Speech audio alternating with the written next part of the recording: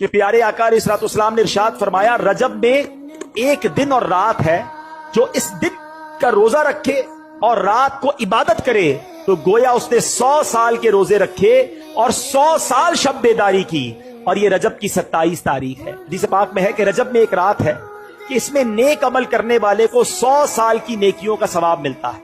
वो रजब की 27वीं रात है, जो इस रात में 12 रकात पढ़े, गौर से सुन लें, और हर रकत में सूरह फातिहा और उसके बाद कोई भी सूरत मिला ले, और हर 2 रकात पर अत्तहियात पढ़े, और पूरी 12 रकत पढ़ने के बाद सलाम फेरे। यानी एक ही सलाम से पढ़नी है 12 रकतें, हर 2 रकत बाद अत्तहियात पढ़ के फिर खड़े हो जाए। सूरह फातिहा के साथ कोई भी सूरत मिला ले, बेहतर है 3-3 बार सूरह इखलास पढ़ लें, ठीक है।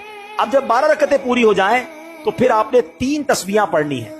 100 बार क्या पढ़ना है? सुब्हानल्लाहि वल्हम्दुलिल्लाहि वला इलाहा इल्लल्लाहु वल्लाहु अकबर, ये 100 बार पढ़ें। फिर 100 बार इस्तिगफार पढ़ लें, अस्तगफिरुल्लाह अस्तगफिरुल्लाह अस्तगफिरुल्लाह रब्बी मिन कुल्लि ज़ंबि व अतूबु इलैह, ये पढ़ लें।